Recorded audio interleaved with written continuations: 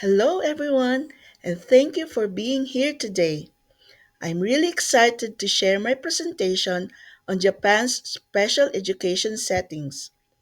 In this discussion, I'll walk you through a short background of Japan's special education system, including its history, important laws, and SPED process.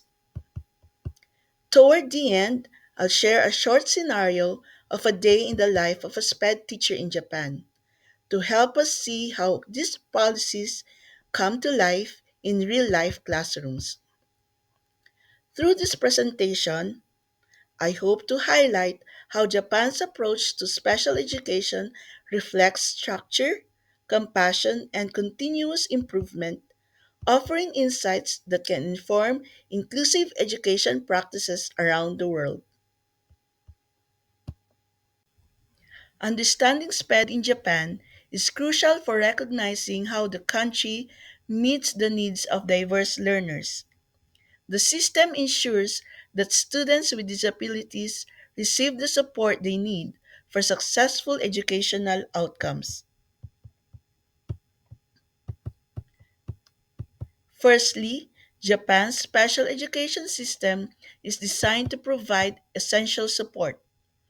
This means that learners with various needs are given opportunities to thrive in an inclusive environment. Secondly, the focus on inclusivity is not just about access, but enhancing educational outcomes. By tailoring education to meet individual needs, students with disabilities are better able to achieve their potential. As we move forward, we'll delve into the history and legal framework that underpin the system, exploring how key laws and policies have shaped its development. Let's journey back in time to explore the origins of special education in Japan. It all started during the Edo period with Terrakoya or temple schools which were inclusive enough to accept children with disabilities. Imagine the impact of such acceptance in that era. In the early Meiji era, two pioneering institutions were established: the Kyoto School for the Blind and the Dumb in 1878 and the Tokyo School for the Blind in 1880.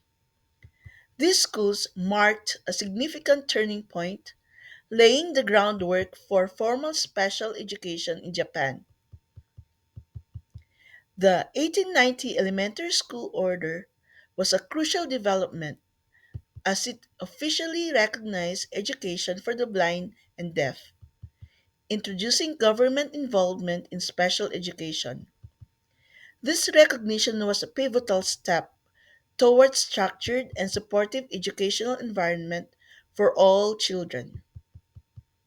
Moving on, we'll look into how early schools evolved and how government support expanded to shape the future of special education in Japan. Let's explore the expansion and government support for special education in Japan.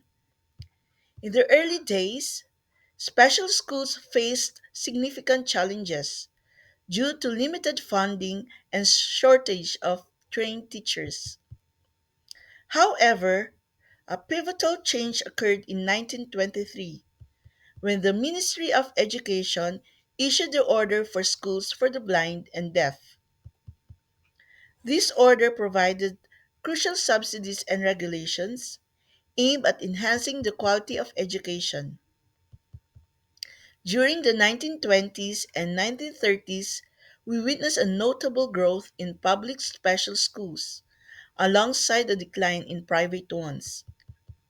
This period also saw the creation of special classes for children with various disabilities, referred to then as mentally retarded, crippled, and phoebe children. Importantly, there was a strong emphasis on child welfare, teacher training, and health education.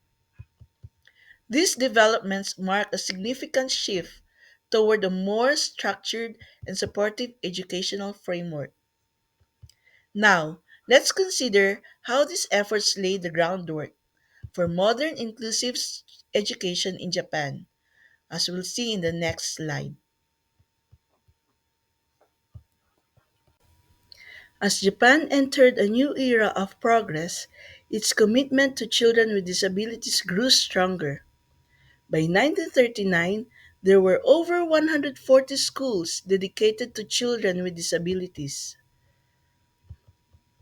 The focus of education has broadened significantly by this time.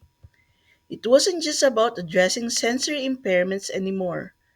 Mental and physical impairments were also being considered. This shift was crucial as it diversified the approach to special education, making it more inclusive. These reforms were monumental. They laid the groundwork for what we now recognize as modern inclusive education, especially after World War II. The transition from charity based care to state supported education marked a significant societal shift in how education for children with disabilities was perceived and implemented. This historical context is essential as it shows how far the system has come and underscores the value of inclusive education today.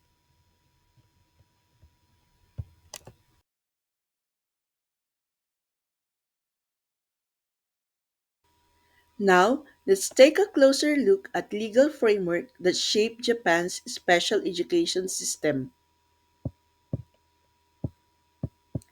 Key laws and policies have been instrumental in shaping this framework. They not only define the rights and support for students with disabilities, but also ensure that inclusive education is a national priority. The first milestone came in 1947 with the School Education Law. This law officially established the foundation of Japan's modern education system, recognizing the right of every child to receive an education, including those with disabilities. Then, in 1979, the Law for the Welfare of Persons with Disabilities was introduced. This marked a major turning point. It emphasized the social responsibility of the government to support individuals with disabilities and promoted integration into the community. Moving forward to 2006, Japan passed the Fundamental Law of Persons with Disabilities, a groundbreaking reform that redefined education as a shared experience for all learners. It strengthened the concept of inclusive education and required schools to provide necessary accommodations and support systems to ensure equal learning opportunities. Finally, in 2016, Japan enacted the Disability Discrimination Act. This law required reasonable accommodations and reinforced equal rights for persons with disabilities. It also promoted an inclusive, barrier free society aligned with the United Nations Convention on the Rights of Persons with Disabilities. Together, these laws build a strong foundation for inclusive education, ensuring that all children in Japan, regardless of ability, have equal opportunities to learn and succeed.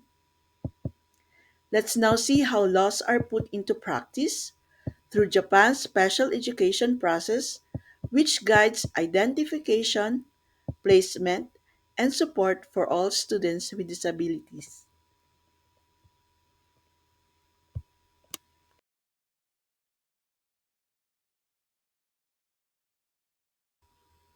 Let's delve into the core of Japan's special education system, the SPED process. Understanding how students are identified and assessed is crucial.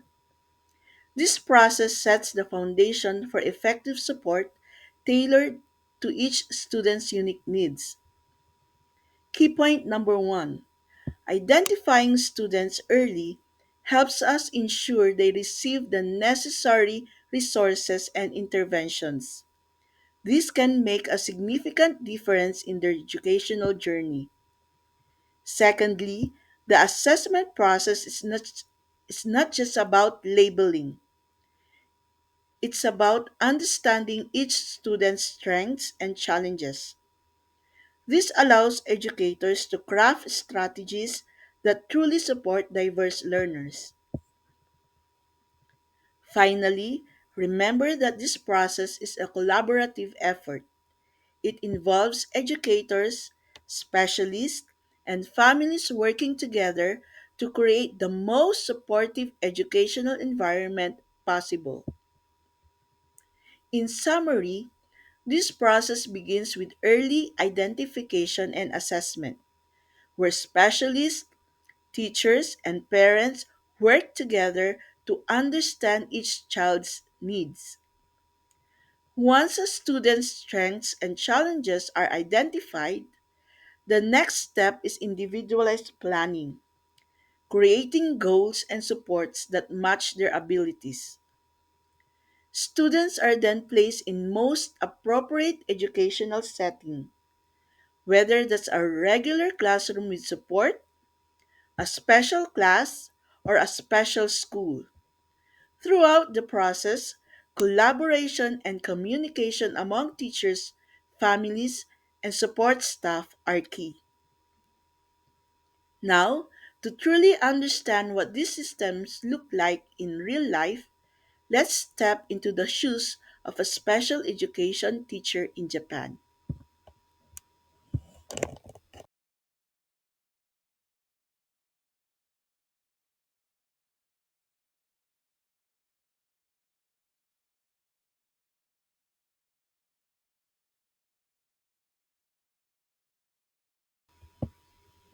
The day begins with a morning meeting and preparation.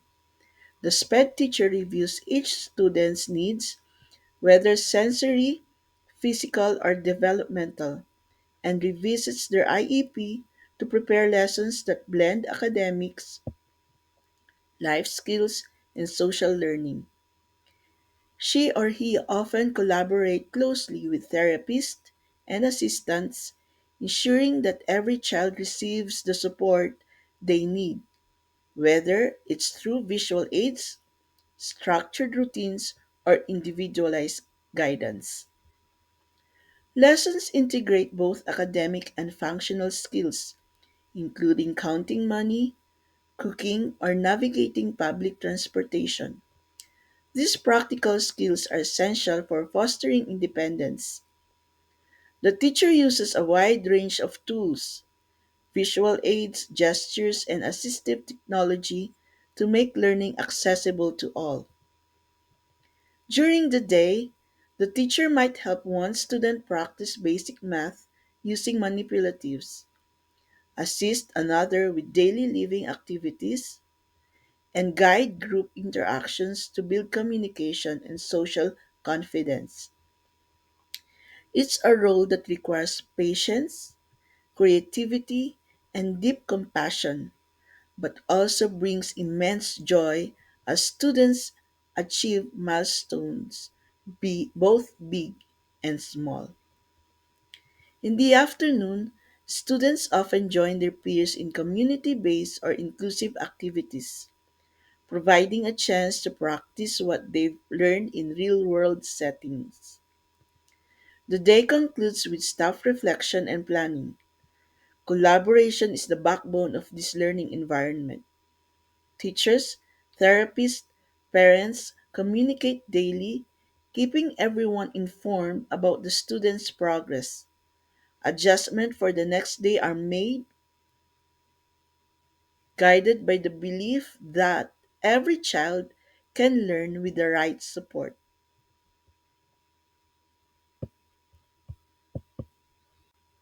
As we close, let's remember that inclusion is not just a policy, it's a practice, a mindset, and a shared responsibility. Japan's journey in special education reminds us that when we remove barriers and believe in every learner's potential, we create classrooms and societies where everyone belongs. Thank you for joining me on this exploration of Japan's special education system, from its rich history and legal framework to the everyday dedication of teachers who make inclusion a living reality. As pet teachers all over the world, it's a challenge for us to continue building a future where every child learns, grows, and thrives. Melanie Kizon signing off.